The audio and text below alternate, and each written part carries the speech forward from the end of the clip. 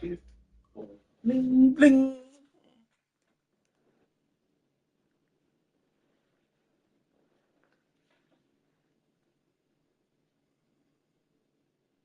Raise your father from the dead.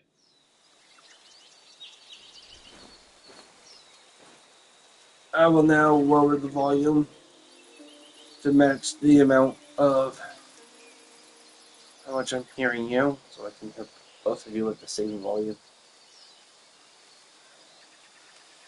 Oh, God. No. Kate Smith. Ah.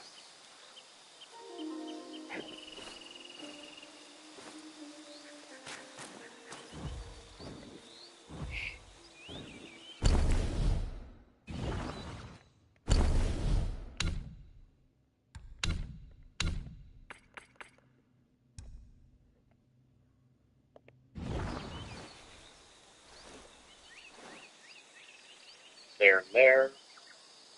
16, 12, 12, 12, 19.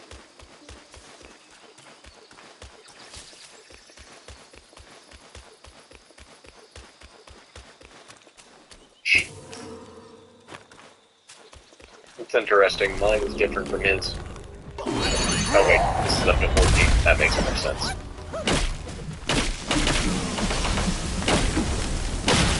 Oh, that doesn't matter too much. Next up, skills. Persuasion and use magic device.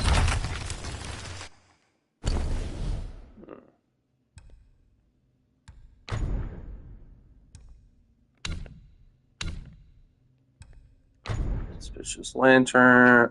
So golden card. Obtaining materials from defeated enemies. No. Damage bonus.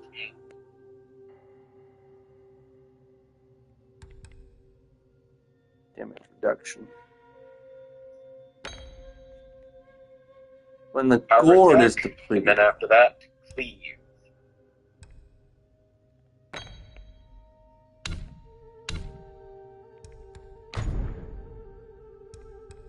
Bard. Funny.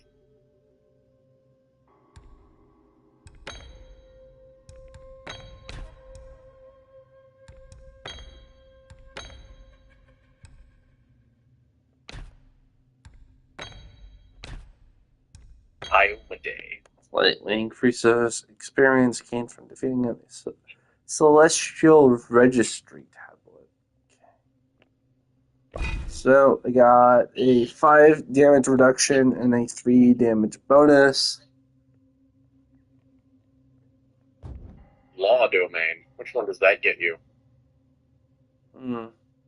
Old monster, nice. You're going through your character? Yep.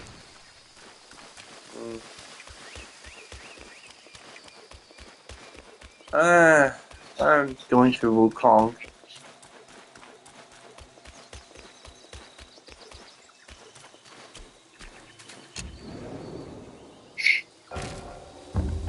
Make medicines. Oh, hello there. Yeah, I'll be taking that. I'll just do that. I could go heavy armor proficiency. That would be nice. I take the heavy armor proficiency early on. Lawful good, naturally. I intend on becoming a paladin.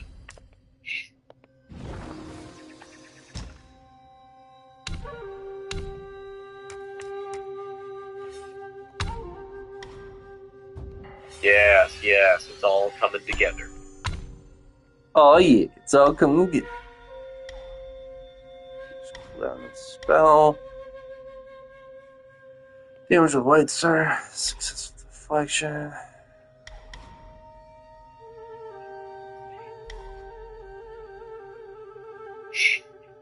Ooh, recovers a considerable amount of mana upon a successful deflection. Gareth.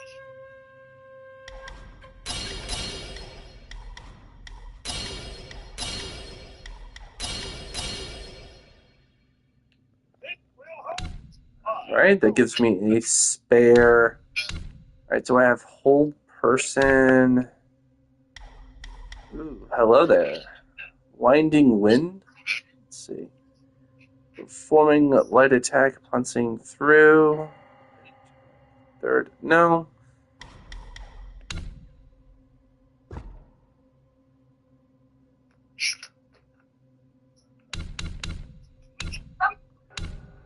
Transformations, no. Ooh.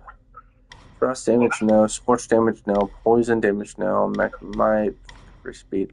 That doesn't do anything. Alright, so Scorch damage, because...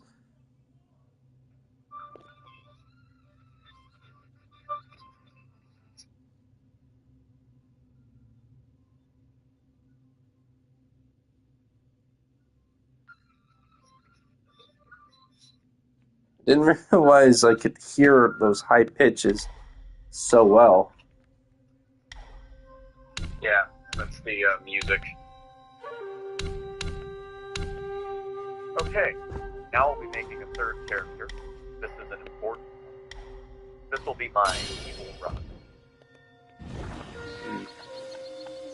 I will be a lich. A lich, you say? Yes, that's one of the mythic passages. Become a lich. Most folks don't let you do that, but... Guess you're the exception, huh? Yes. So what's a good build for a lich? Wizard, obviously. Necromancy wizard.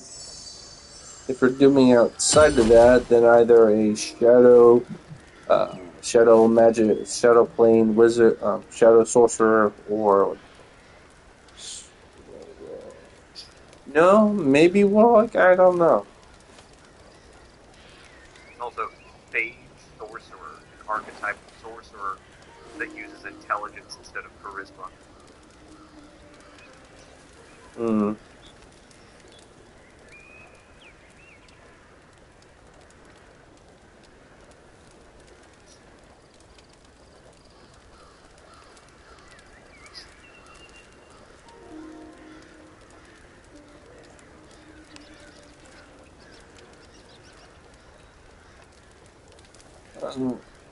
Steel.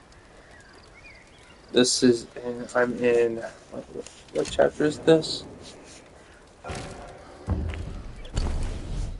I'm in chapter 4. All right, so Kun Steel, chapter 4.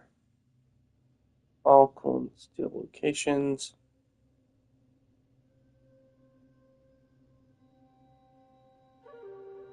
Get one for fighting the boss. One for the demiplane. One from the dragon. One from the other dragon and the boss. So none of the Scorpion Lords. None of the Scorpion Lords. The Scorpion Lord doesn't give me Kun Steel, and that's all I care about. So, Nest Peak. That was a relatively recent video, like 3 months ago.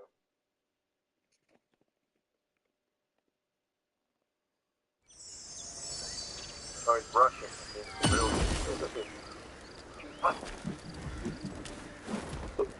Let's see.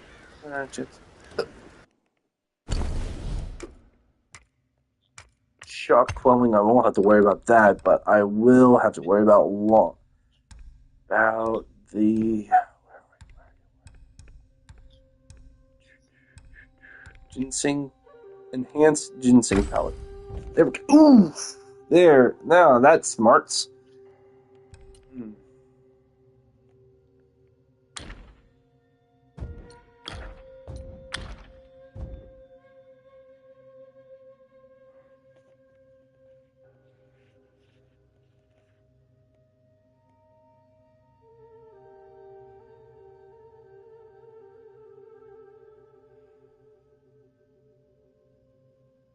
Let's see here. Bonus to strength and intelligence, bonus to strength and wisdom, bonus to strength and charisma. Alright. Well, time to get the aid of the Scorpion Lord.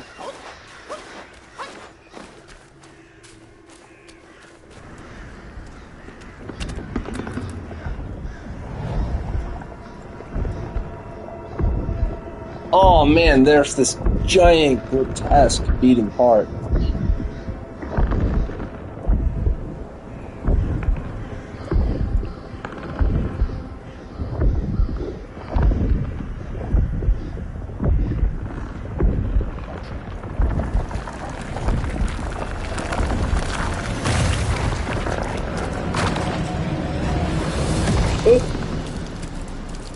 The dusty whale.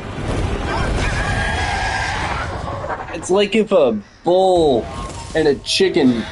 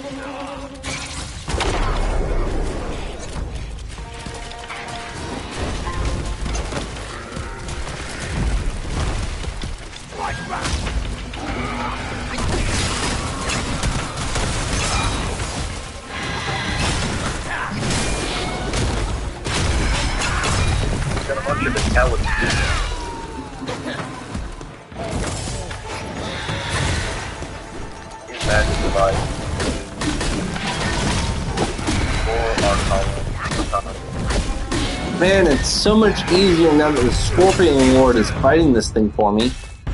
Boom! Now it screams. Forget about his growing.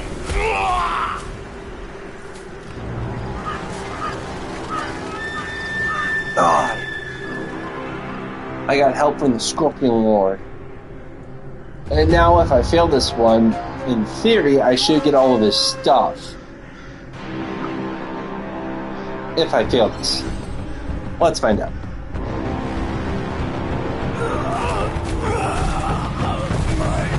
Oh, little one. No focus necklace. Time to build the necklace.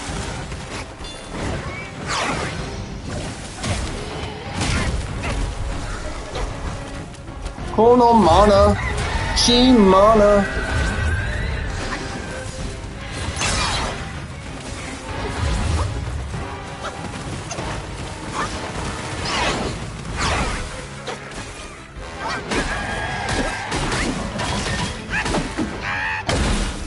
Almost there.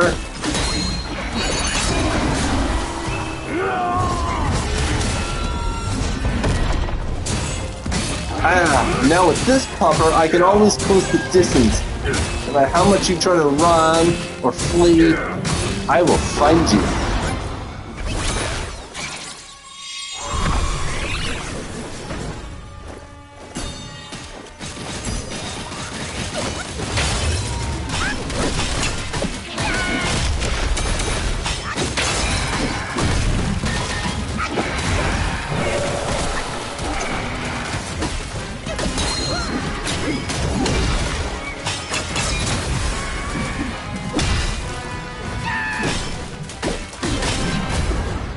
Boom!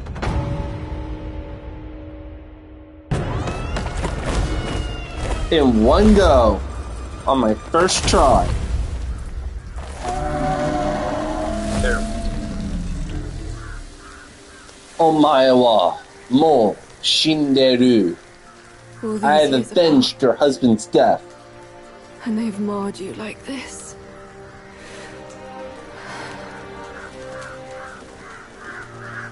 I journeyed from Mount Lee to delve into the mysteries of this valley.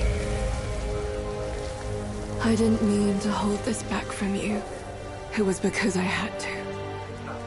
I stayed my hand for my ties to his mother. That's why I called upon you.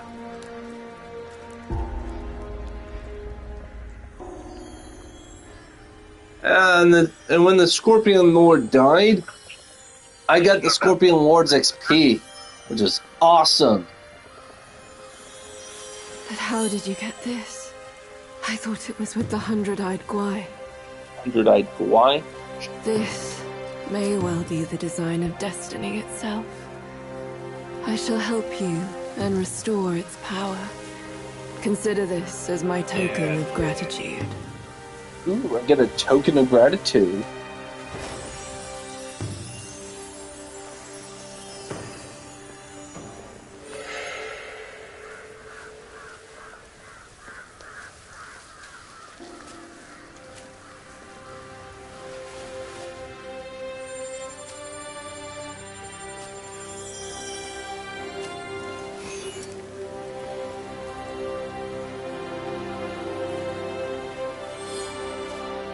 Puts it in his pack instead of in his ear. A few strings dangling from the sky. No one knows whether they lead to weal Now, or woe. picking my spell. Why does it Gonna pick Sanctuary? to scale them? Oh, this is a wizard. Oh. Find familiar.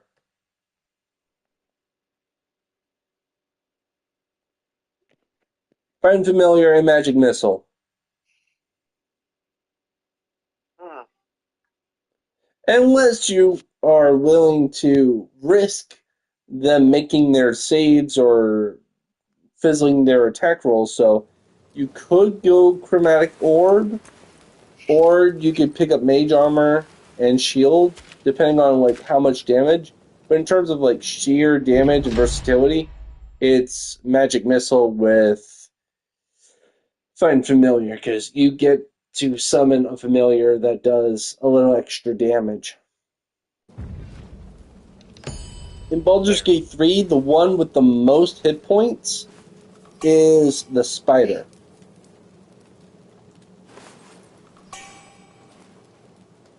There we go. Ooh, Mind Core, baby! Double combed rooster blood. What does that even mean?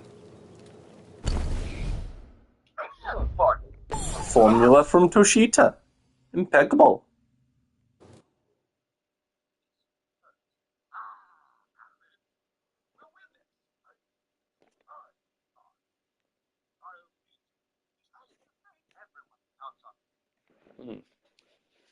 Are you recording your gameplay? Be nice to see what you were doing. What? I was asking if you were recording your session or campaign, so I could know what you were, so I could watch you play.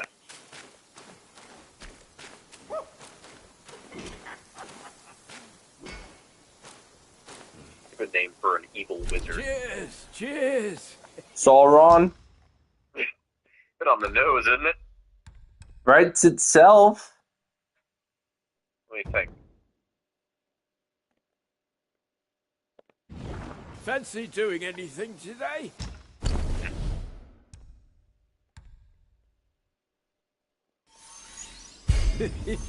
Such fine brew would fit your gourd well. 10-year-old coconut wine.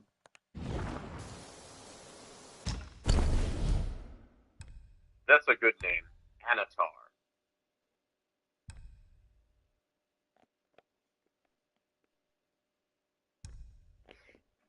You know what Anatar means? What, Avatar? No, Anatar. You gonna tell me? Anatar is Elvish for Lord of Gifts. Gift or gifts? Like gifting? Gift. Lord of Gifts.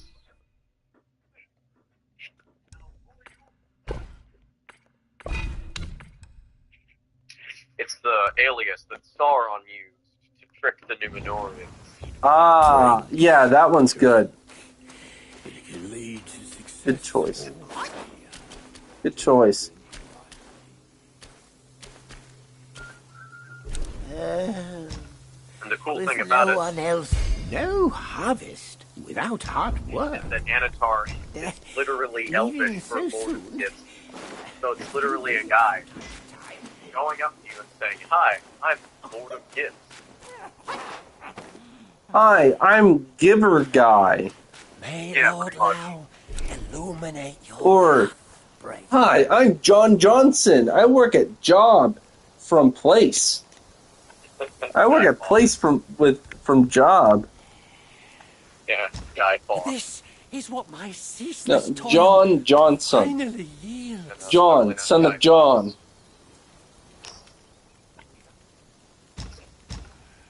Alright, celestial medicines. Hey, totally don't go to Parliament today. Why not? The gunpowder plot. Funny bit of history. Seek from within to ascend. Send. Seek from without to craft pills. All things can be my material, yet I choose the rarest few.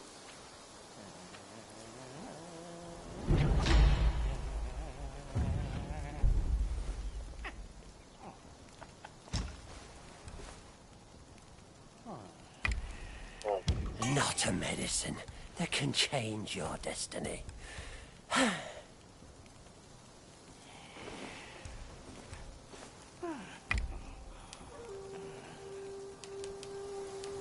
The world is a furnace, and we are its yields.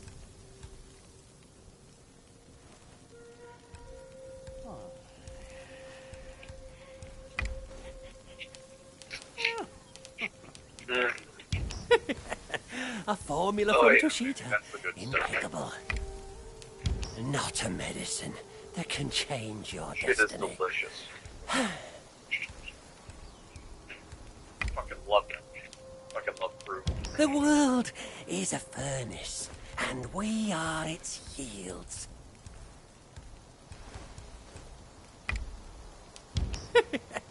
A formula from Toshita. Impeccable.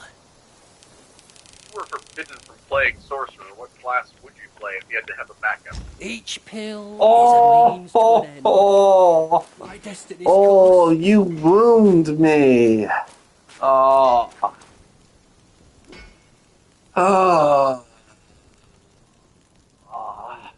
Give me one moment. Oh, I know. Cleric. Storm Cleric. Interesting choice.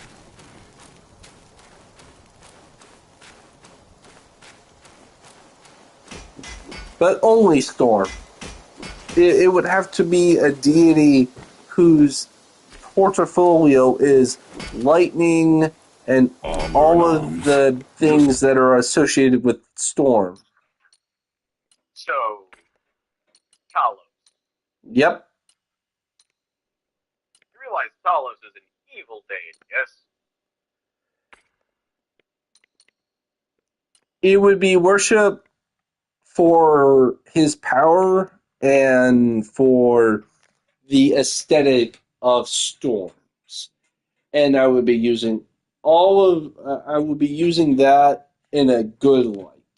Doing good things, putting out fires with great water, and zapping bad guys with lightning bolts. Why, hello, yes. I am the lawful good cleric of Talos, Lord of Destruction.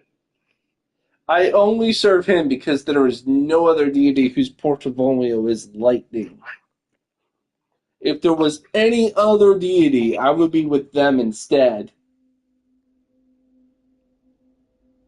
Huh. Ooh, that reminds me of an old idea I once had. Like as a passing adventurer, the NPCs go, "You saved my life. What can I do to repay you?" And you go with, "Just pray to me, even if I don't answer your prayers." And you go through a whole village's worth of like 500 people who allegedly swore you have their word that they are keeping you in their prayers. Do you eventually get divine status by all of these people worshiping you? And if you get enough worship, you'll eventually get power. Yeah, so I could imagine, if not a tempestuous sorcerer, then maybe a cleric. But just to give him the middle finger, I would have all of the adventurers send their faith to me and not like him. and I would acquire demigod status and being a demigod of the storm. And then suddenly, he has a rival, and as a good deity, suddenly, like anyone who wants rain for a good harvest, or wind, like a good weather, any of them that just want a sunny day to be shaded so they don't have to wipe their brow for the 5th time, suddenly I'm the one that they ask for. Huh. And actually found Edge sharpened, a god arm restless. I was looking for someone to test it. related to Mark that me. god. This blade is cast from the best metal. And that is? Don't blame me if you hurt yourself.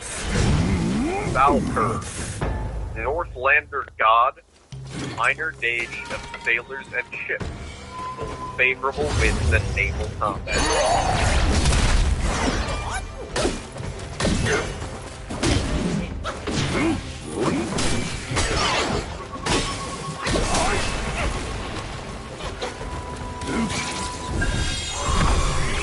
He is a lesser deity. And needs a deity of what again? Sailors, ships, the wind and the waves.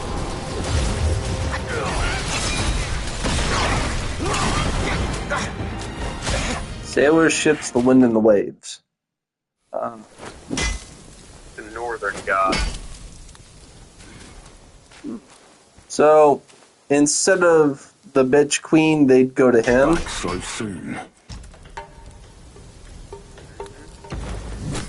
Sharpened, Nice. arm restless. I was looking for someone to test it. Destructive wrath, channel divinity. Yourself.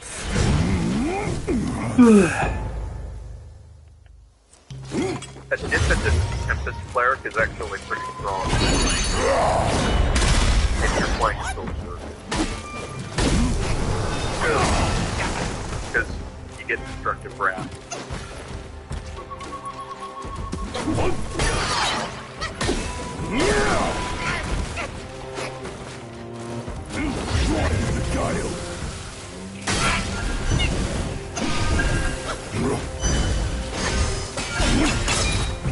Finishing lightning bolt makes blink. Generally inferior to fireball. It is.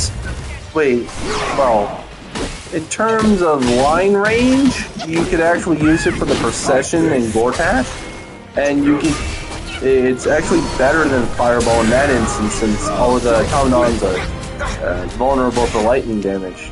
You could get a line of all of them within range, and You're far below him.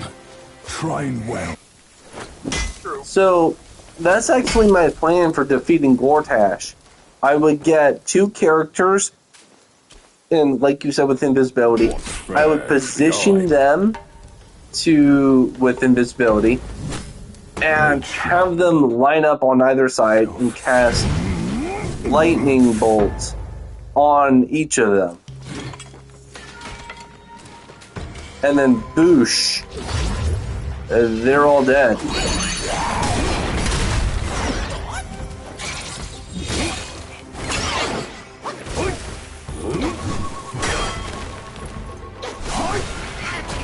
Like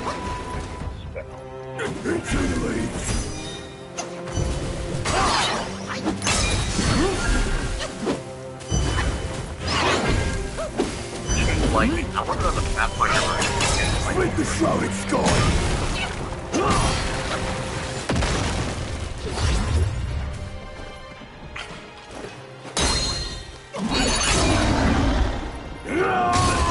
See how this works. It's like level 6 Mario with their spell. 7 domain and bloodline. 6 and 6 metal 6. Cool. Casting time of 1 action. Down with might.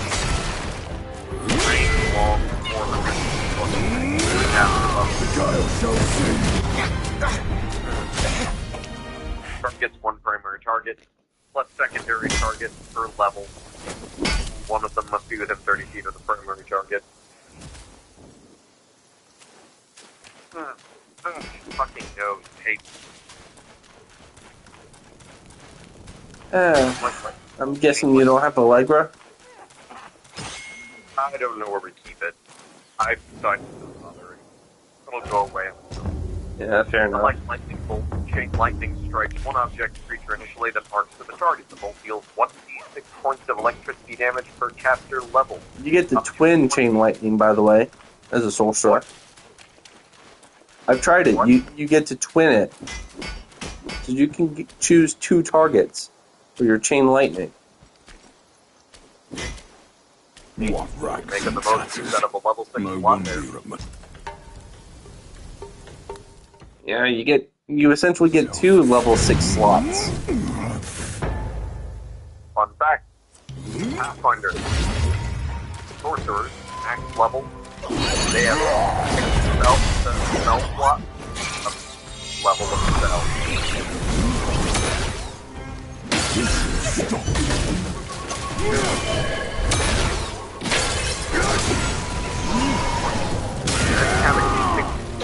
Level spell slot.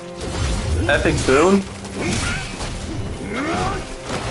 No, you get that level sorcerer. Wait, what?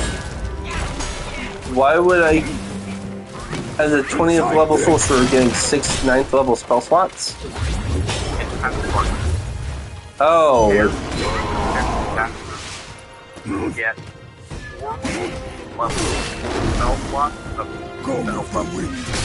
Spontaneous casters get 6 spell slots per spell level. which is even more, yeah.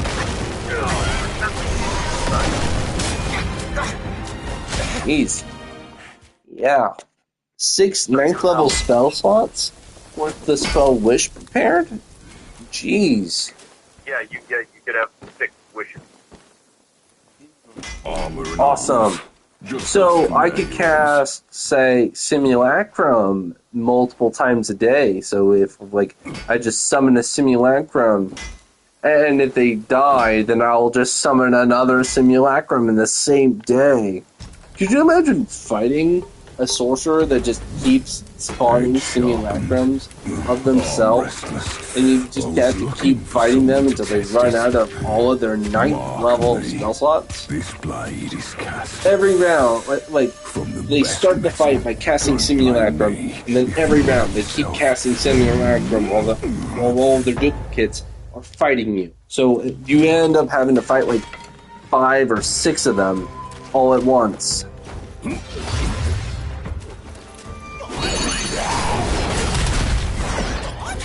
That would certainly be annoying. Which means is the real me. We all have spellcasting abilities, so does it matter?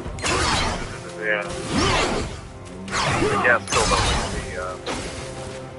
the strike, 1 secondary target per level. So at the 20th level, you can hit 21 dudes with chain lightning. That's impressive. Yeah. 21 dudes with chain lightning.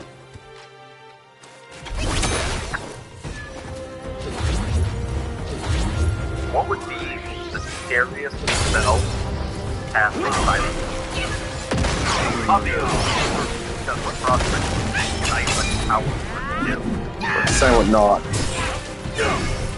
I'm talking about scare, not power. Scare.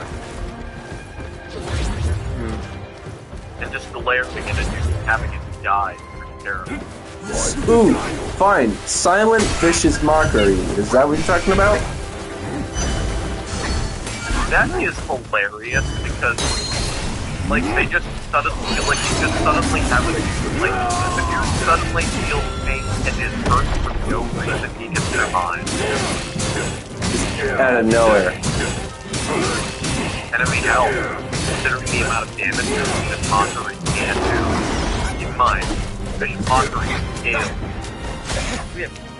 well, So, The Zodiac deities never hold back. so, like, You're far below that's him. enough to kill any commoner.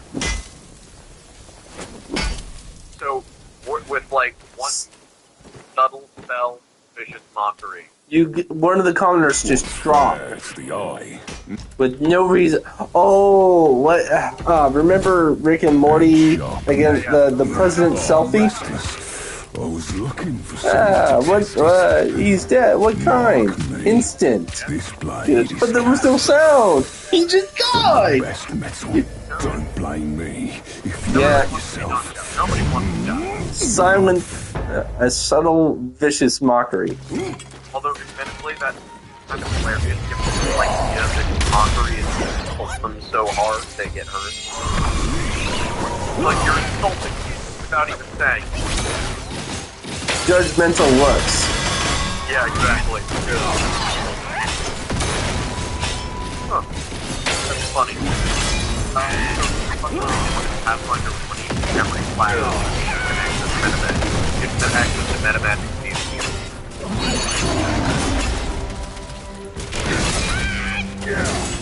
Born spells on the enchant. I just marked them with the title in Pathfinder.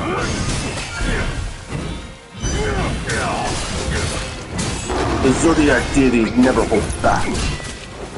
And now I've defeated him. Yeah, I defeated the Yin Tiger.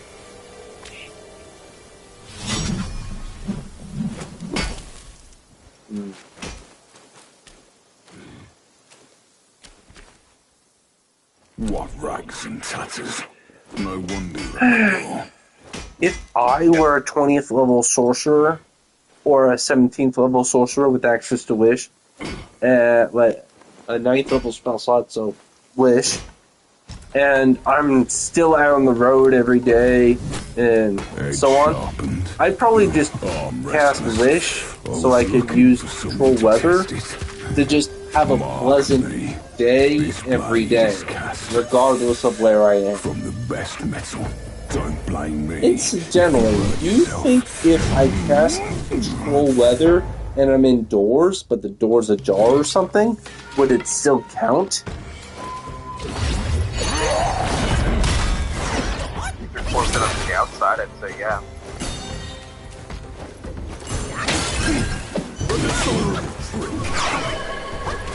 I just realized. At what point does the spell fade if I go indoors afterwards?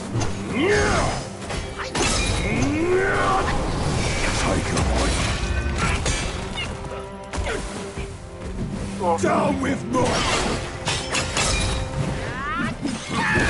So that's common analyze joke.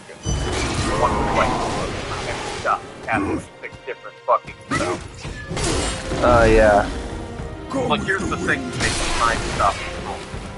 You get to prep mid-combat.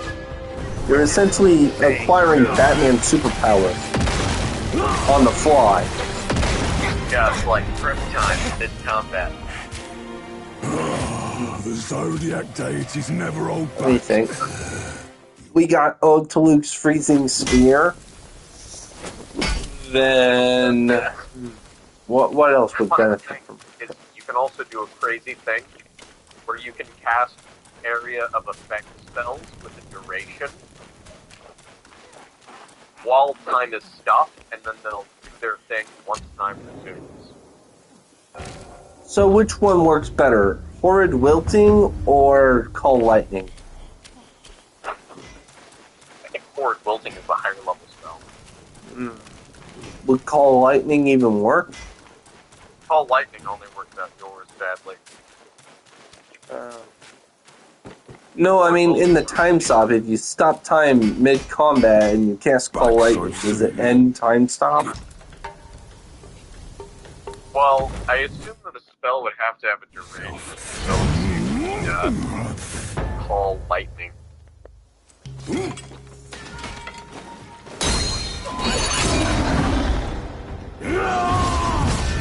So it's a cast is kind of whack. So like Storm Cloud of yeah, Storm Cloud kind of activate That's good though. Imagine casting lightning during the time stop.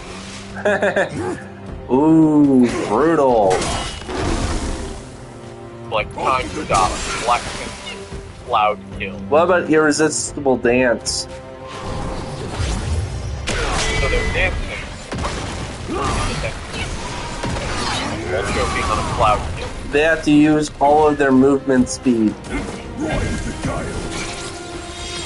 there is no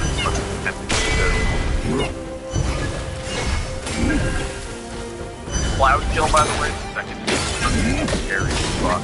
A whirlwind dance.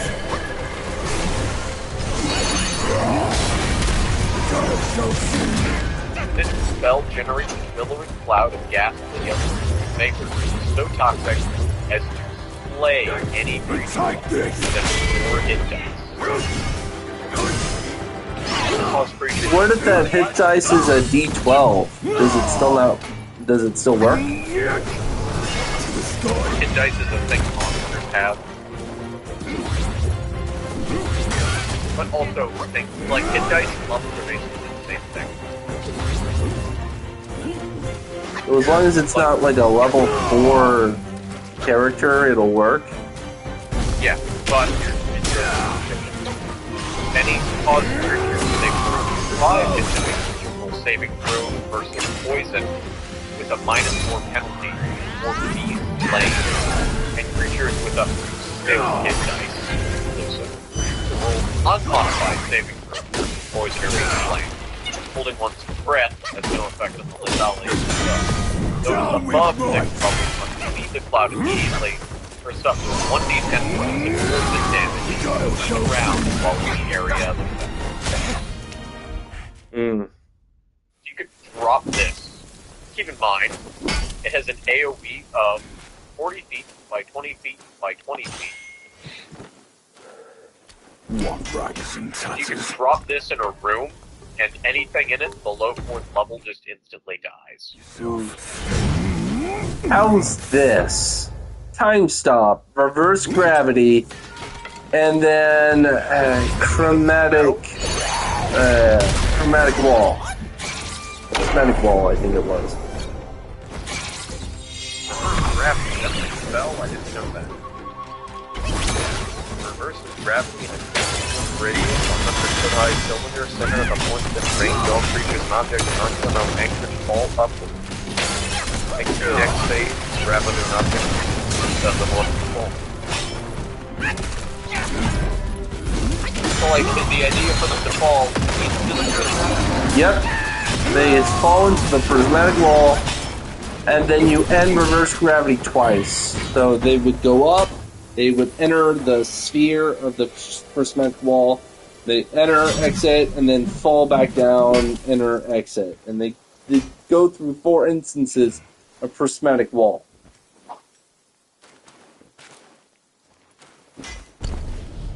How about them apples? I mean, hey, if it works. 4 of them. There's a spell, I think it's called Prismatic Sphere. Yeah. It's the one where you can theoretically escape it without taking damage, but you'd have to do a certain amount of fire damage to the red layer, a certain amount of cold damage to the blue layer, and pass wall for the green, etc., etc. You'd have to cast like a variety of spells to eliminate each color. So it was... Or you can just cast Dimension Door. I think it was intended to be a puzzle when you cast it, so if someone casts it on a player, the player has to be able to beat the puzzle. I mean, yeah, but there's nothing preventing you from just teleporting out of it. That's it. Just look at the... Destroying your precious jars.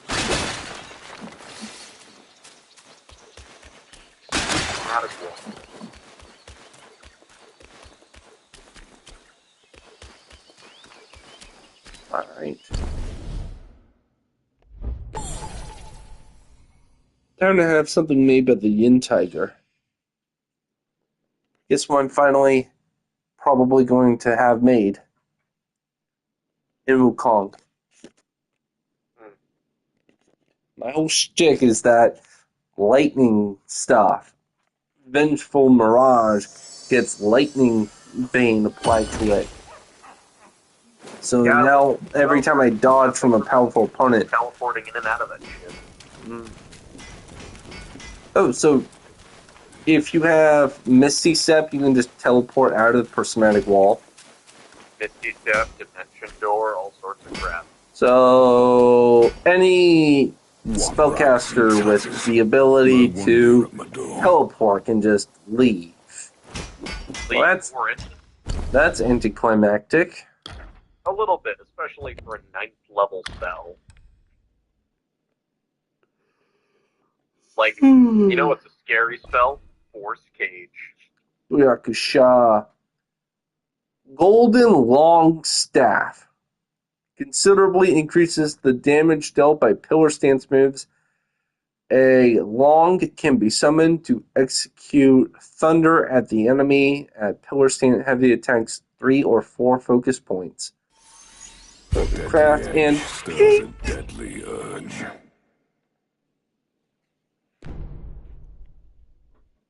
Boom! Mythical. From epic to mythical, I now have the strongest staff. And the only reason I might ever have the spike shaft later is because of that 30 mana. But I don't care, I have a shite ton of mana to burn through. So I am awesome!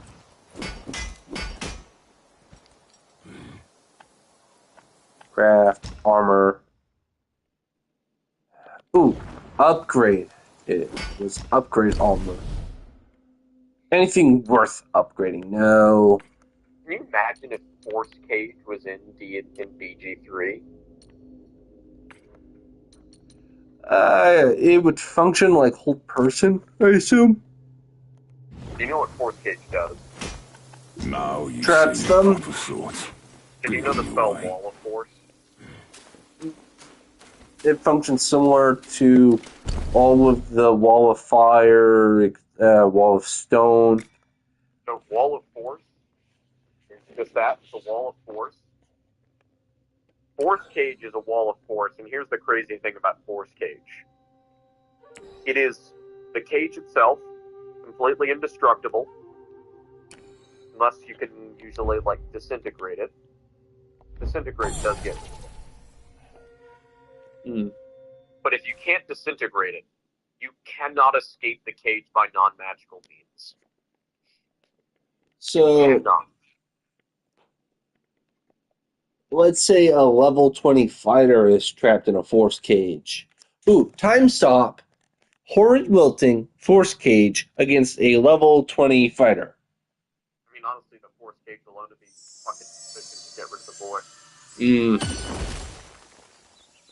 I mean, at that point, you just hit pot shots at him with fucking fireball, and you'd still probably get him. How long does force cage last, anyway? 1 hour. Christ. You weren't kidding about that pot shot thing.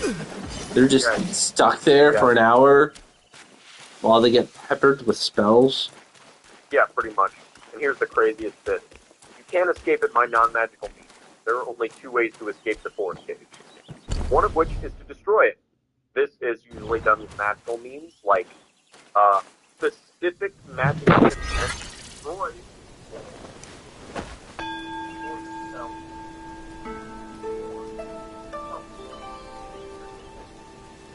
Try and teleport out. Doesn't make it fail to save.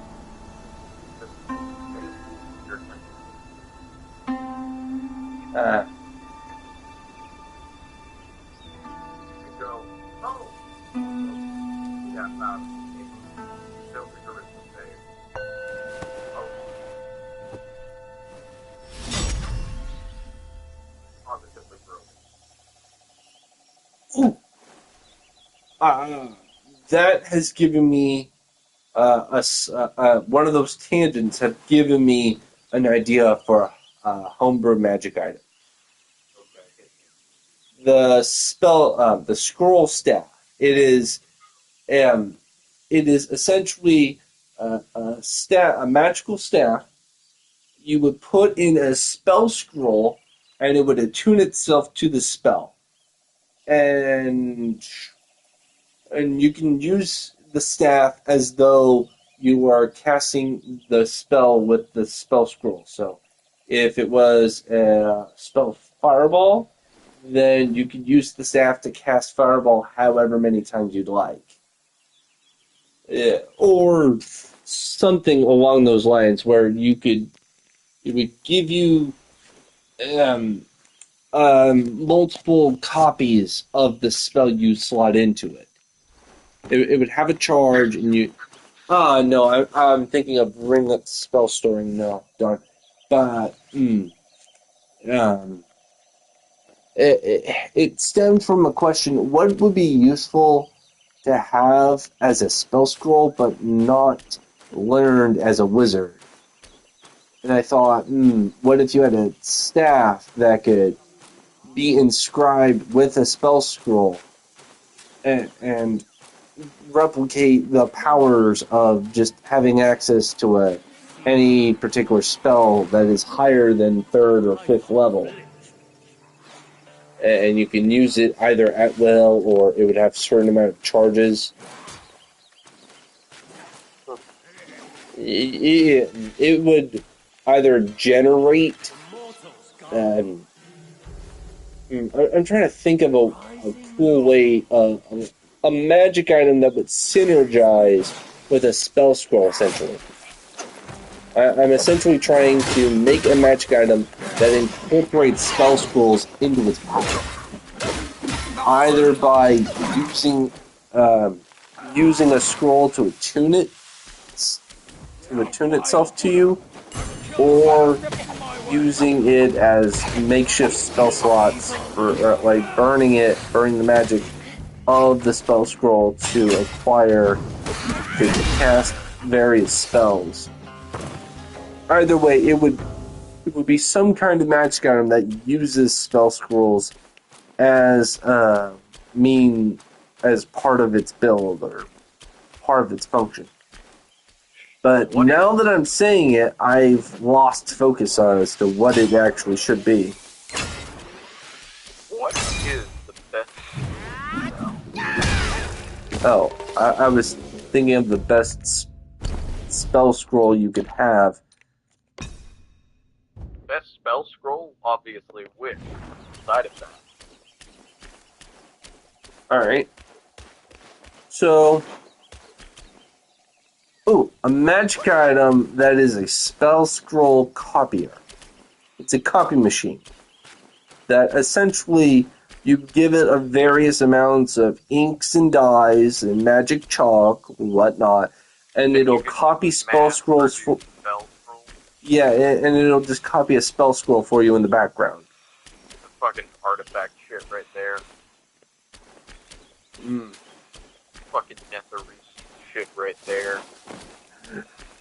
The printing press. Oh.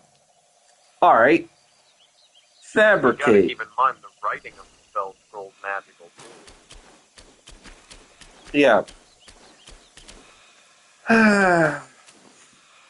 Like the reason a spell scroll does what it does is because it's got the spells inside. So, let's say you would first need an original spell scroll for the thing to copy. Then you would give it 1d4 times the original amount costed, the 1d4 times the original cost to make a standard spell scroll. It could be something. So, basically just expensive mass production. Yeah. So you would have to get like 4 times all the inks and stuff for the artifice to go to work. It would be a more expensive but expedient, faster method. You would essentially give it more materials to work with, and it would speed up the process. Or Medium is the right word. Didn't mean to correct yourself. I guess you're right. Good use of the word. Expedient. Expedient is a fun word. Another other word is egress, which means escape. Let's see, what else have we got here? Still, though, that's not a bad idea. Like a magical printing press. And there is precedent for it. You remember the Fae, the Fae spirit that was inhabiting one of the printing presses in Baldur's Gate? Yes. So there is precedent for that. Let's see what else. What sort of class would you think would best fit? And bear with me here. A Fae trickster. A Fae trickster. Like rogue. A Fae-themed trickster.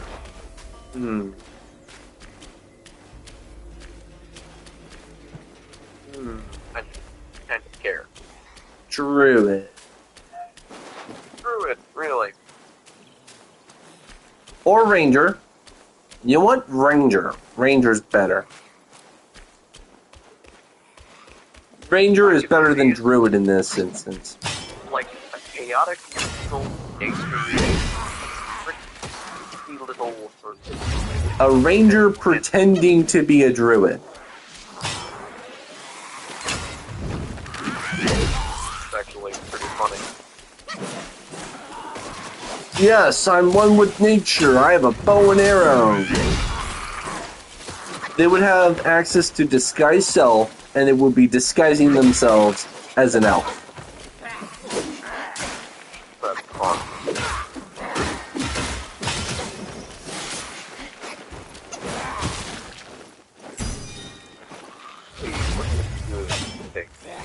Think about feel.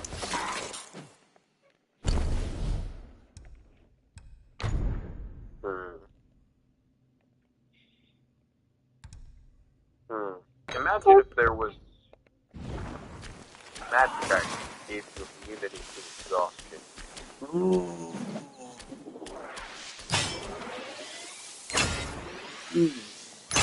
Boots of everlasting vigor.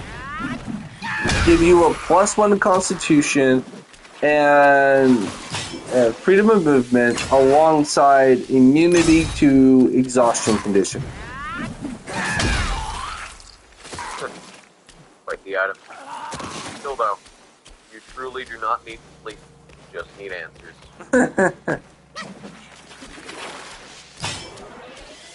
For gauntlets of... how do I phrase it? Yeah. Or I could keep the everlasting vigor thing, but make them gauntlets. And the gauntlets give you access to greater restoration, but only the cleanse exhaustion aspect of it. Perhaps maybe a headband. Good.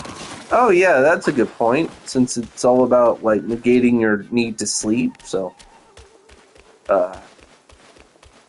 the Helm of Alertness. And the headband is a coffee bean made by a Fey Lord. A crown of coffee beans. Like a flower crown. Yeah.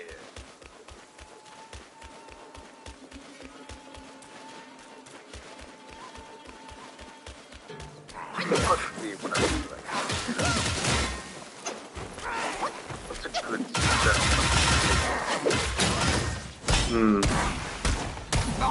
Here's a spell you might not know. It's Jones. Alright. Mislead. Oh, that's always a good one. That's a great scouting tool. There's actually a funny little trick. You can use Mislead for its Baldur's Gate. Oh, you get access to that spell in BT2? Baldur's Gate 2, including the DLC Throne of Fall. You can get up to level 30. Ooh. That's the amount of XP you get. Even though your level caps 20? Oh, no, you actually go beyond. You don't get anything. Benefits from a 30th level fighter. You do get benefits after that in the form of high-level abilities, which is an entirely new system made for the Baldur's Gate 2 DLC, Throne of Fall. That was just something they made specifically for that DLC, a high-level ability system. Where every level you got after you reach 3 million XP, you got a high-level ability. And the high-level abilities you got were different for each class and exclusive class. Like Epic Boon? What? They're called Epic Boons. One of them being the Boon and Pie Magic, you get higher spell slots. You get another 9th level spell slot. Well, in the case of Baldur's Gate 2, high-level abilities, and they are very, very powerful. Two of the warrior HLAs are very good. Warriors, including fighters, rangers, paladins. One of them is hardiness.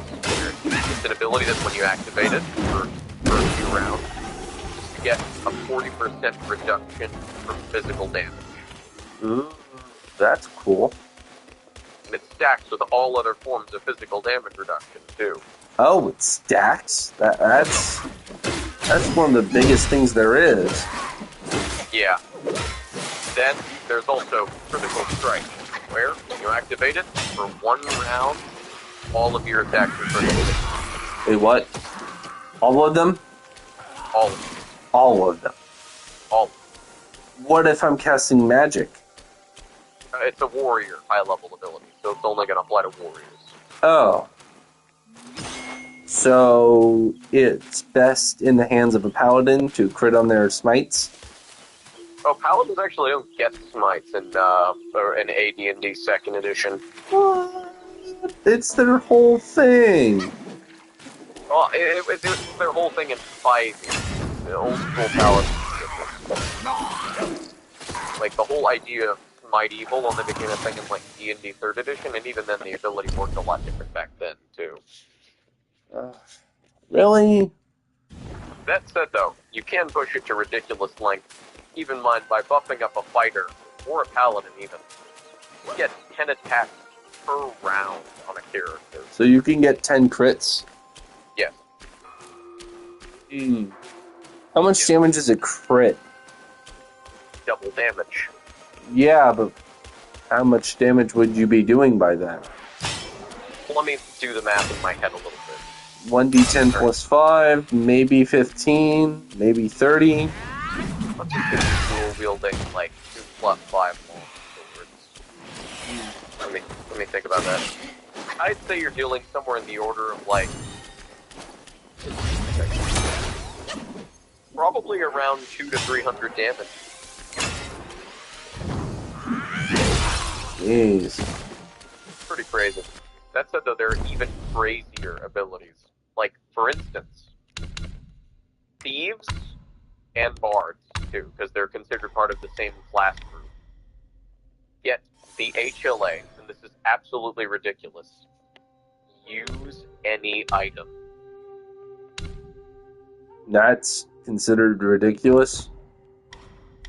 I get to use any item in BG. Oh, are you limited? You don't get access to that many items? So, if you use aren't... any item in BG2, what it does, it grants you the ability to use any piece of gear, disregarding any restrictions whatsoever.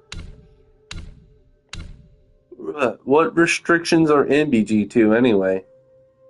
Well, some gears are class locked, some gears are alignment locked, some gears require you to do certain stuff.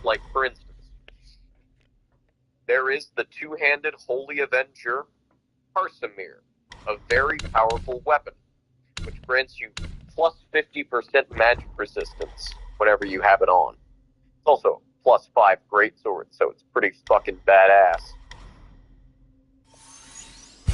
That's normally only usable by paladins. you can use that as a For another example, the man coat, a enchanted leather armor made from human skin. What? A man coat? Yeah, it's called the man coat. And it does what exactly? And it functions as regular leather armor? Enchanted leather armor. I believe it's like a +3 or a +4. And, more importantly, it grants you magic resistance. Ooh. But it's out of human skin, which is gross. Literal human skin, so you gotta be evil to use it. There's no blissful ignorance? Yeah, no. Yeah, You can't unknowingly put it on and just think it's regular leather. No. You have to know that it's human skin. Yep. Human flesh +5. Alright. Leather. Provide a -4. In terms of... Alright, hold on. As an evil character making that, since you have to be evil, I'm going to go one step further and say that the crafting material for the leather armor requires baby skin. That'd be pretty fucking evil. And as an extra twist, it only works on like newborn babes or some such, or it works better. How do I put? All right. So, if a new creature puts on the skin, it works better against the mother of the child in some way. Like they get to cast Charm Person or Friends or something where you're wearing their dead child's skin and you're using it to get closer to them. What the armor does, because it's pretty fucking baller. Mind you, I'm taking inspiration from what farmers do to lambs, like when a mother loses their child and you want the lamb, the new child to be accepted by the mother, you would skin the old one so that the mother would be tricked into adopting them. So here's what the man... Yeah, you put the skin on the newborn babe to have the mother essentially tricked into accepting it as their original son or child. So here's what it does. First of all, it has an armor class. Modern edition is equivalent to an armor class of 15. Ooh. Second, it provides 1% magic. Thirdly, it provides a whopping +4 bonus all saving throws.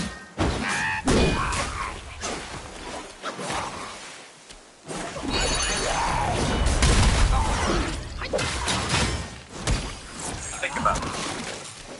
Did you say a +20? Plus 20% magic resistance. And a +4 bonus to all saving throws. Ooh, that's huge. Yep. Is that 5th edition huge, or? Keep in mind the math remains the same. You're still making d20 rolls, so it's the same 20% increase in chances of succeeding. Because on the roll of a d20, every +1 is an extra 5%.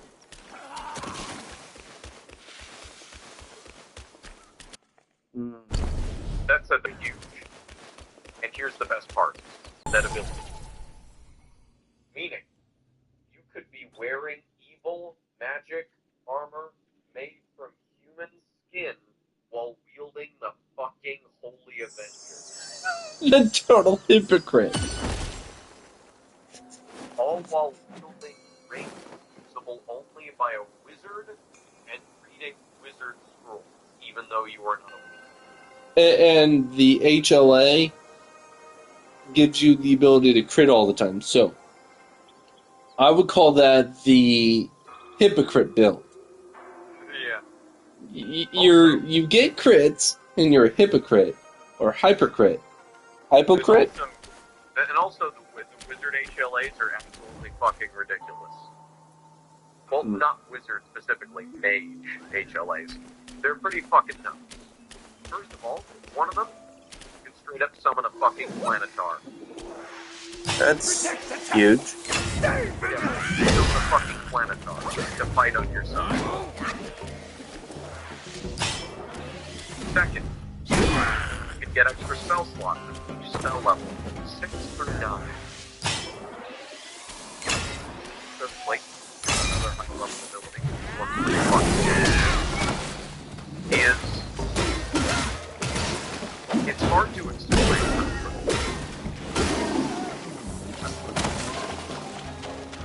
So there is a thing.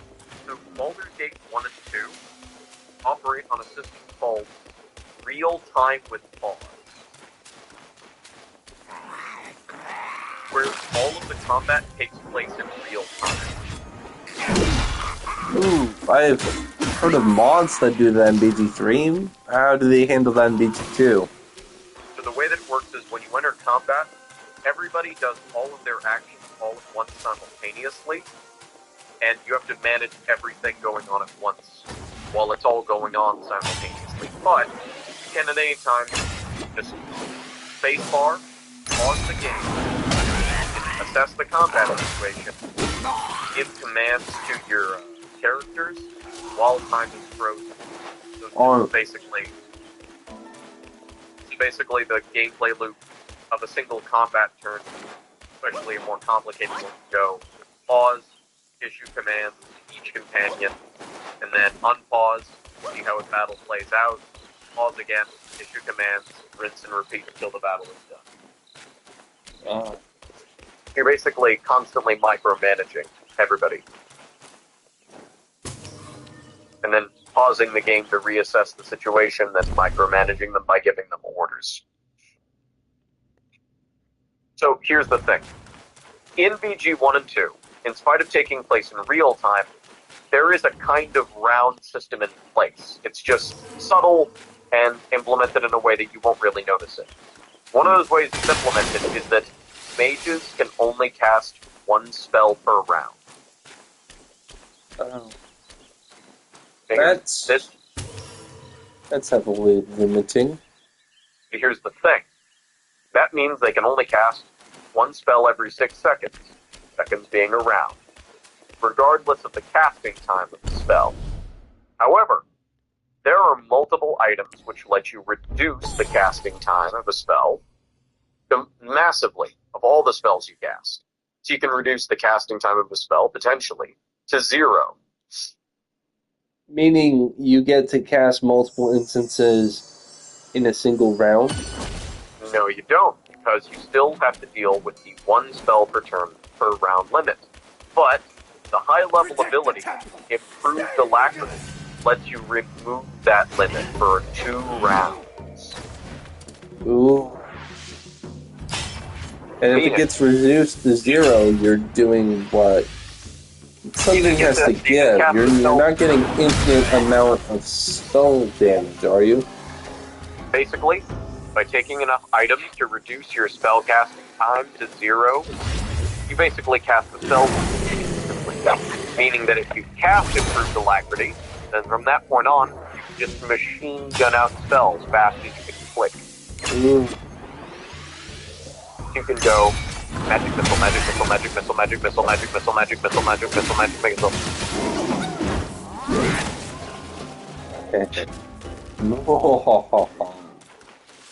I am the missile magics. I am the same guardian of the sand. Whose sword quivers before him? Duck off. And also, here's the BG2 version of Magic Missile. Use of the Magic Missile spell, one of the most popular first level, creates up to 5 missiles natural energy The dark force of the wizard's fingertip and unerringly strike their target, which must be a creature. Each missile inflicts 1d4 plus 1 points of damage. For every 2 extra levels of experience, the wizard gains an additional missile. 2 at 3rd level, 3 at 5th level, 4 at 7th level, and up to 5 at 9th level. When you are a 9th level wizard or higher, casting magic missile, you're going to be doing 5d4 plus 4 damage. 5d4 plus 5 damage.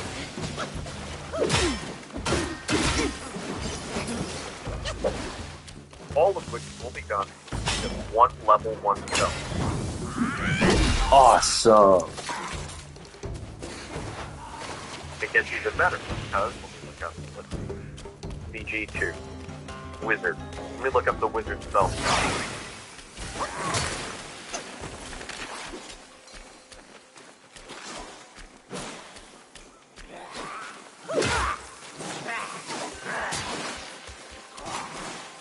Okay, so we're looking at 5 first level spells.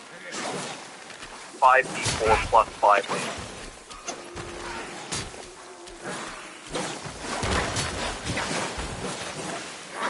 So that's 25 4 plus 25.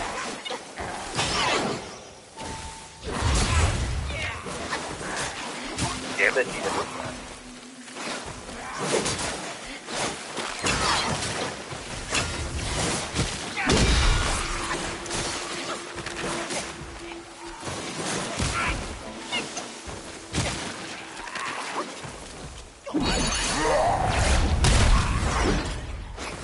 Oh god, my God.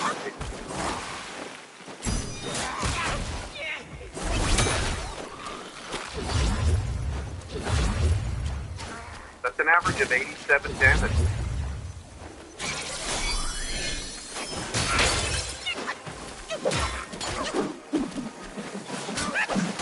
With a maximum of 125 damage.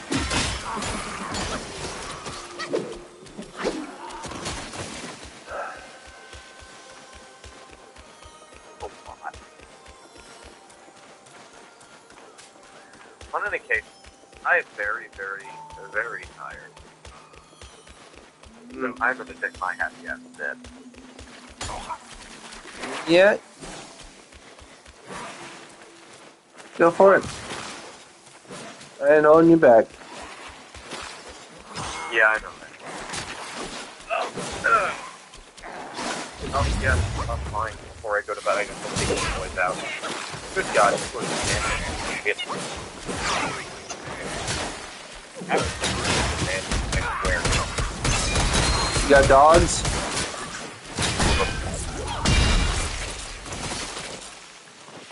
They are just men.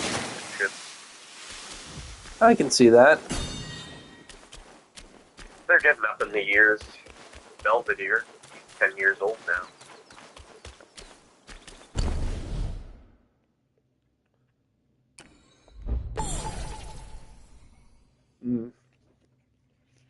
Good night.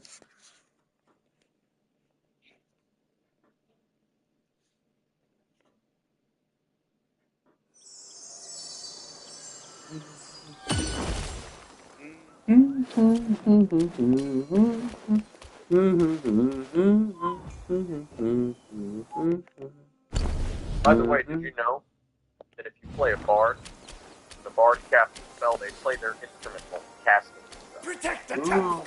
Stay Cool. And if you don't have an instrument equipped, they whistle instead. Awesome. That's cool. Yeah.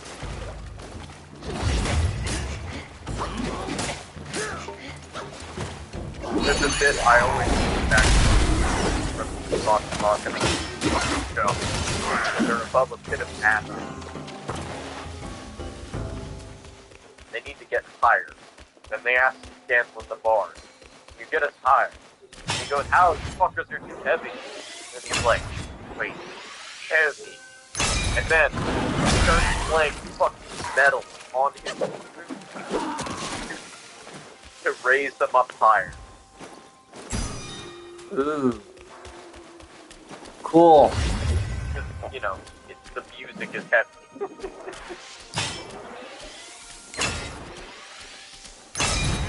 the soundtrack to that scene is actually called Heavy. He got inspired.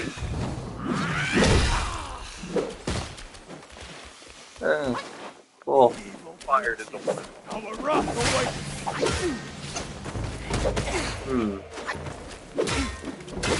Come to think of it,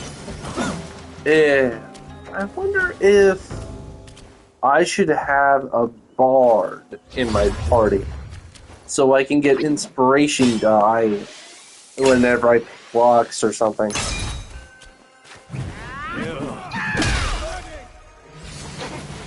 Although I'm not sure if a bard is their inspiration is enough to replace a Asterion. You can have a bard that can cast stuff and their skills for sleight of hand. Bards get extra sleight of hand if they want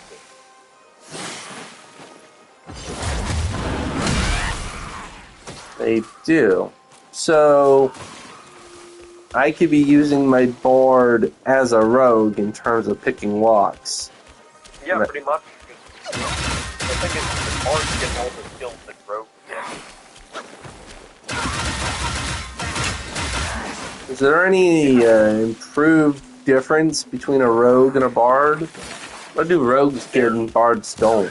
Sneak attack? So, if you want to get right down to it, in terms of versatility skills, bards are straight up better. The thing is that they get jack of all trades, which is insanely good.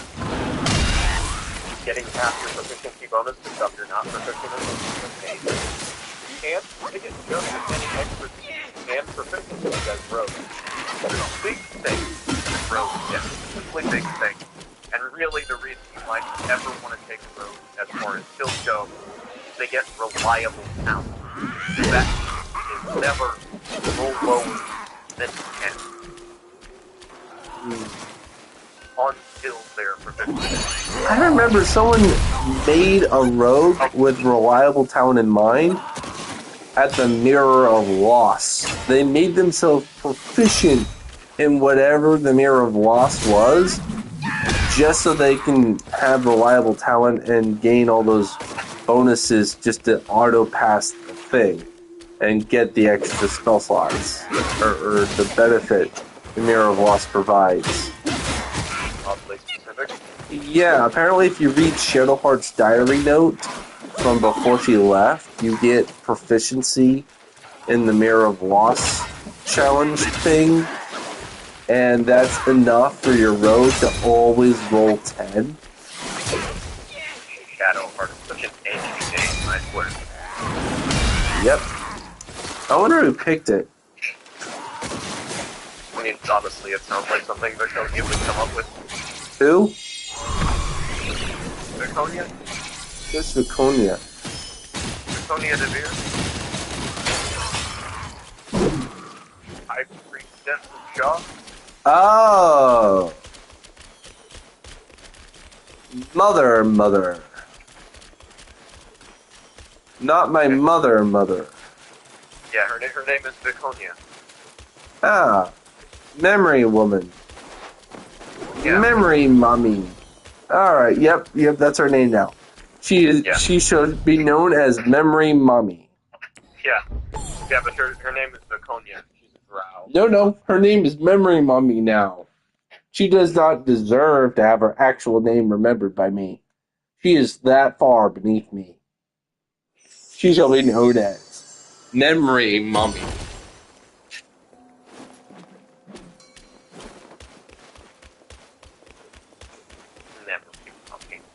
Yep.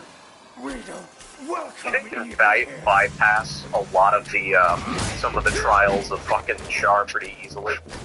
Yeah. One guy just picked a particular corner and then pathfinded his way to the maze of darkness thing just by letting pathfinding do the rest instead of having to like fall off or something. You just solve the puzzle by walking forward and letting the AI, the all-knowing AI, just take the path for you.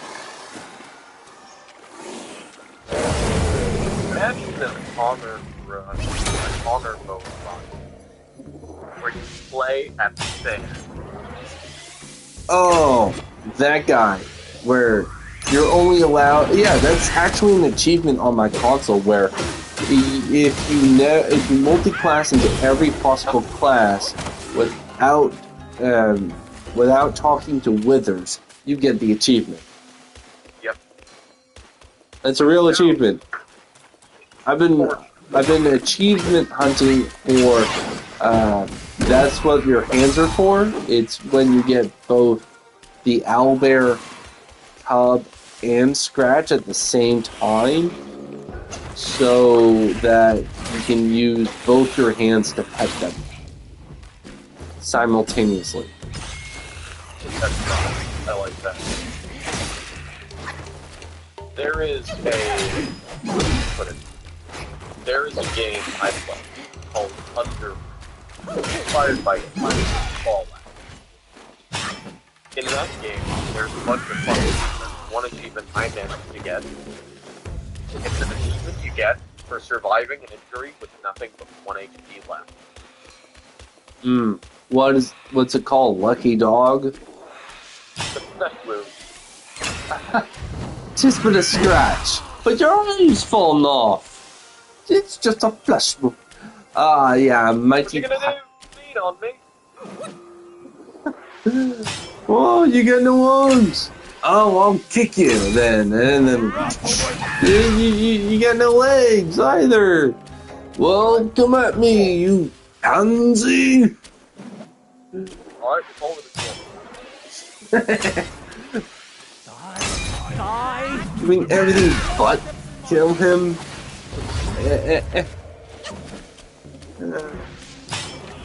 He doesn't admit defeat. He just keeps going. My favorite scene in that movie is when Lancelot murders half that castle. Ooh, I got two.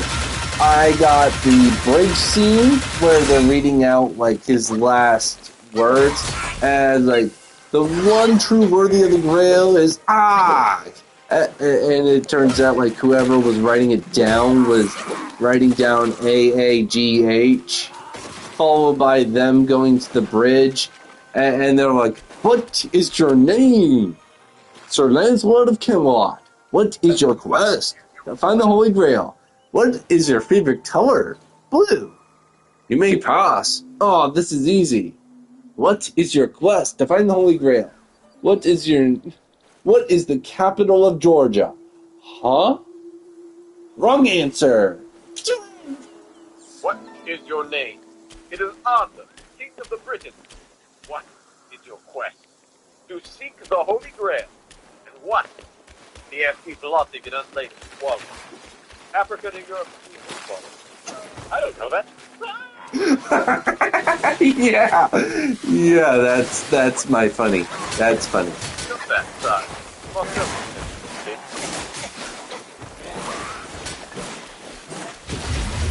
I am the sorcerer known as Chiz.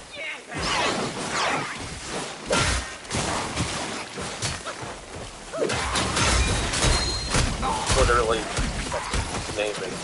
He is the sorcerer known as Chiz. Yeah, that's his name. That's his only name. That's the closest to the holy hand grenade. Guiding bolt. That's a single target spell. Alright. Ceremony to create holy water, and then you throw the vial of holy water. And I get a short-term vampire. Yeah, it would.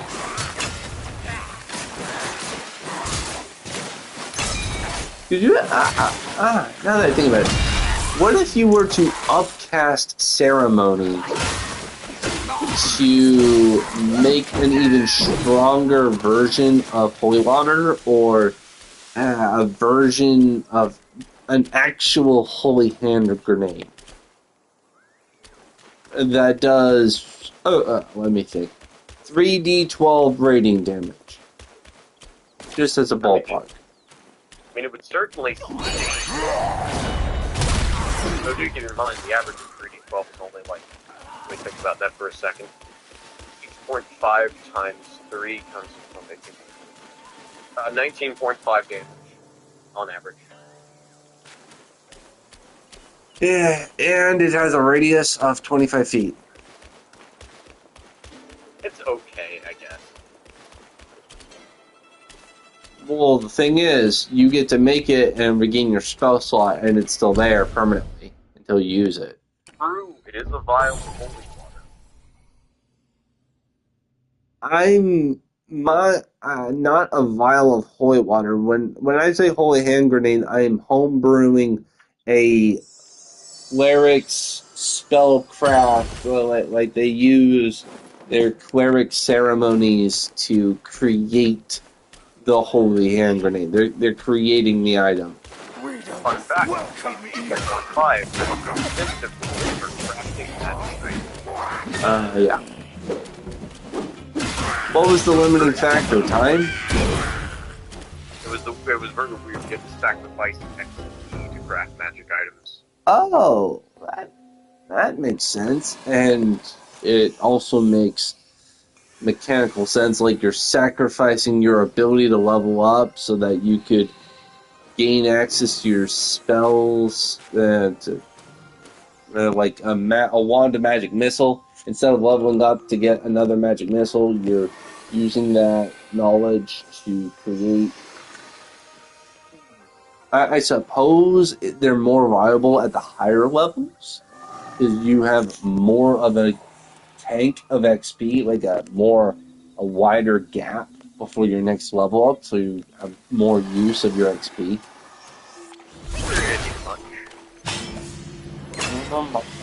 Gene Mon. Ah, that. I'm fine with money with no XP though. You can create magic items, but it doesn't cost you any XP. It costs gold. Golden resources.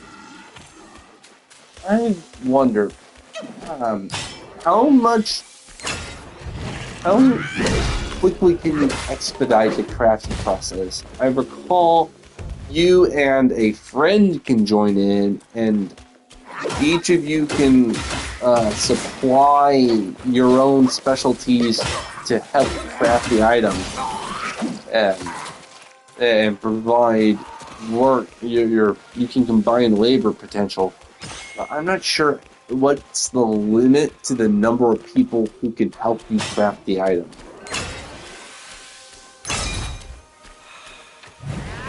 Let's say you have a party of wizards that each reach like 3 wizards and 1 fighter, and all 3 wizards have the wish spell, but they're too chicken shy to use all the fun versions of wish, so they each team up to craft a scroll of wish for the fighter to use, so that the fighter can do all that fancy footwork, and they have all of the hit points to take the necrotic damage and do all the fun things. How quickly do you think 3 17th level wizards could create a scroll of wish? I have no idea. Incidentally, did you know that there was an Essery wizard who created this spell? Which one? Warlock Minor Drain. Minor Drain. Alright, what's the modern wording of it? Because Mavens create Volcaner. There is General Matic, who created Mage Armor, Shield, Magic Missile, like nearly all of the evocation spells. And then there's Brightfinger that created the Light Cantrip. You know the spell Vampiric Touch? Oh, that guy. Oh, so they created this Vampiric Touch spell. Well, they played the computer version of Vampiric Touch. And then over the generations, it got improved upon.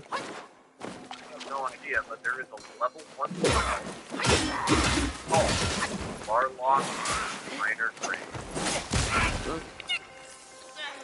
I think I have that as part of Mistress Spells, or like the mod. There's a mod that gives me access to that.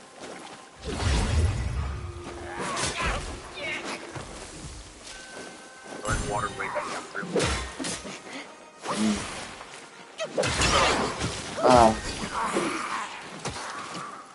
apparently water has a taste in the same sense that silence is a sound that people hear.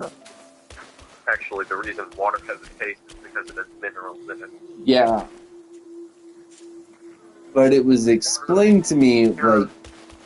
Pure H2O, pure distilled water, that shit is truly fucking tasteless. Oh, yeah. Did you ever get water distilled down to 100% H2O? That's real fucking tasty. Yeah, that is all. That's... no, thank you. No, thank you. Yeah, No, thank you on that distilled water nonsense. I am not drinking that. That's reserved for science, scientific advancements. Yeah, plus on top of that. That makes it so long, it's actually important because the body needs certain minerals to get by, so you get some of them from water. But not distilled water. Pure distilled water.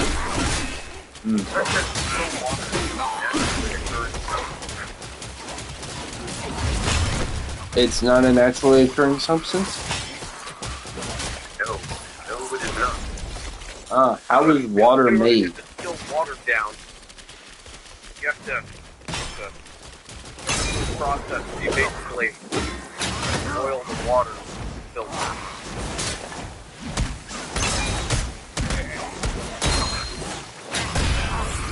Like, have you ever seen a distillery? I've seen bits of it, but not in its entirety. Yeah, would be equivalent like that for water. You could make a more primitive version. It doesn't need to be quite as complicated, but point being, yeah.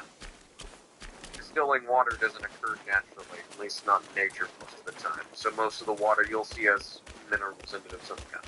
Yeah, minerals from the coast, salt deposits, whatnot, yeah.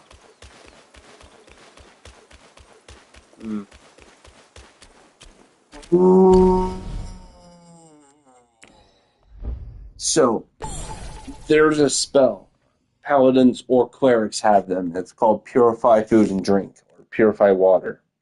Now, would it distill the water? That's a curious question.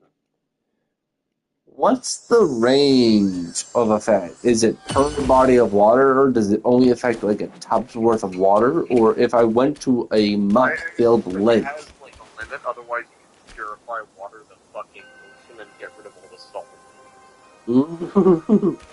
Could you imagine a saltless ocean?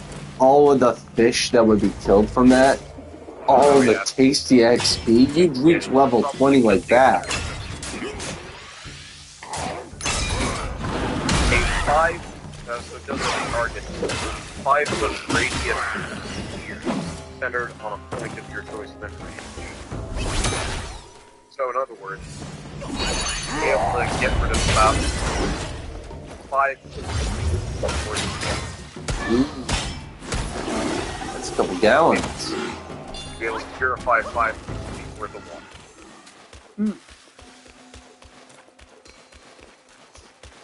water.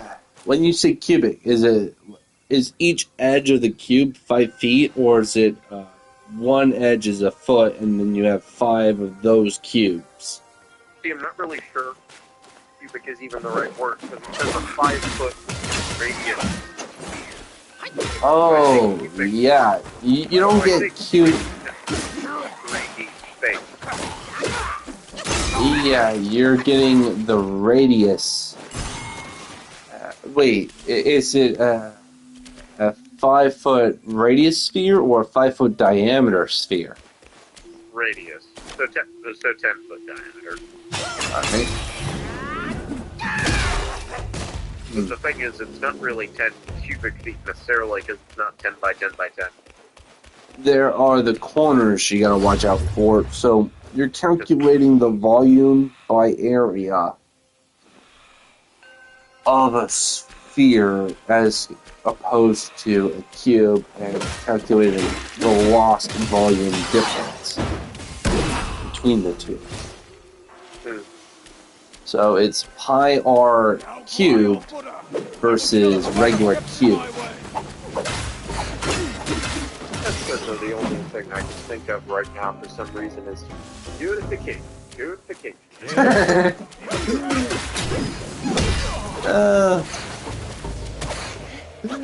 It's okay. Now you got me thinking.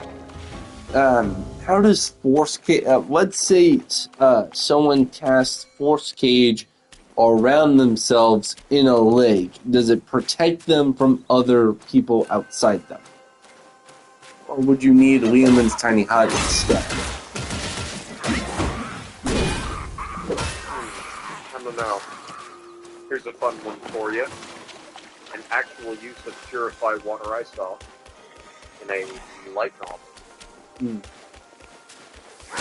Purify water in someone's body. Ooh. Your blood into water. Ooh, that's a death sentence. Yep. That's like the bends or sheer pure frostbite there. Mostly it's just instant death. Yeah, you're turning blood into water. You're not getting oxygen. There's no hemoglobin or anything. You're just... You have until your ATP stores run out. That's it. Like, once you go through all of your ATP, dead. You don't have any ability to access the rest of your ATP. Or make any more. Pretty killer. That was the trick I found with the Goblin player.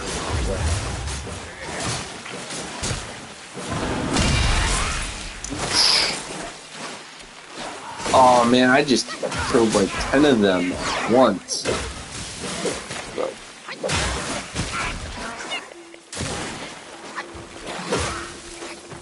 One day to say some getting killed by it, so I'm good. Yeah. I assume you'll be doing the same too. Yeah, I really will. Yeah. Oh, it's good talking with you, man, tonight. Yeah. It's nice hearing from you. Yep. Good night. Later. Hope the school isn't kicking your ass too hard.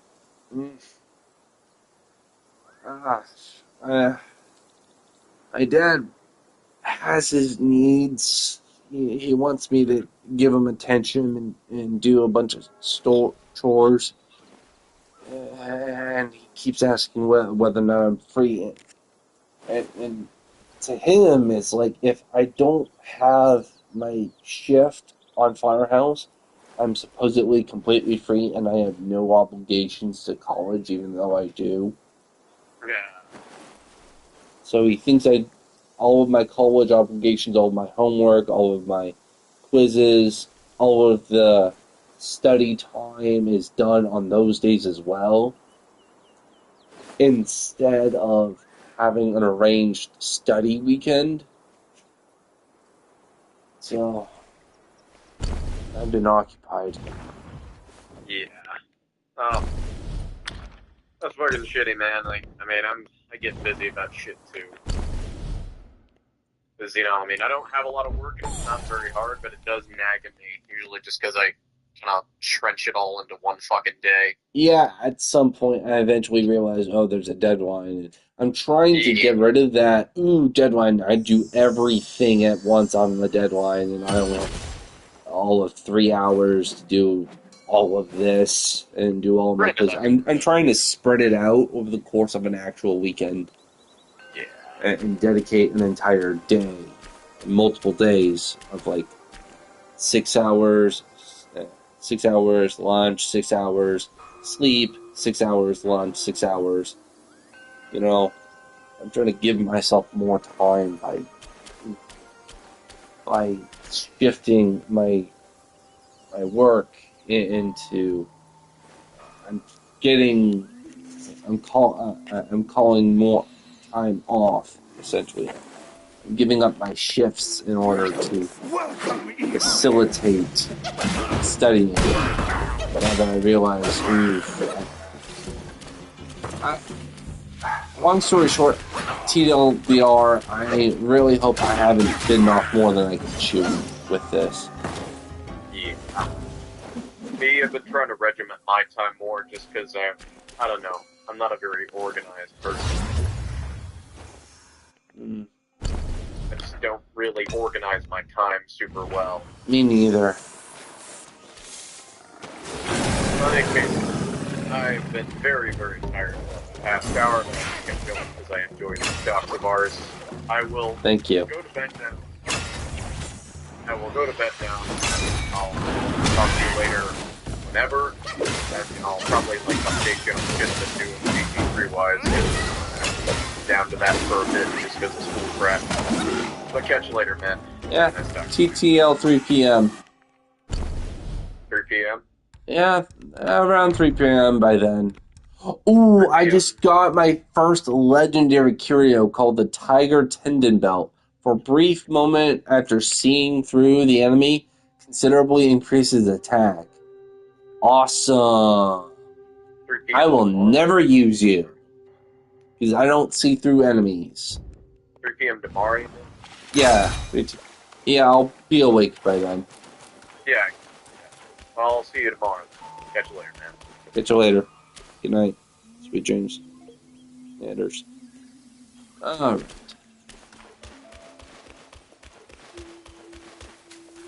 Amisito, dos pasito, Olympian. Wanna be, na na na.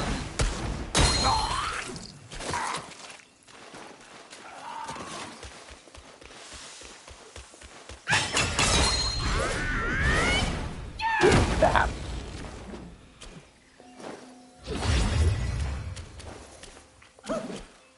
Amisito, dos pasito, Olympian.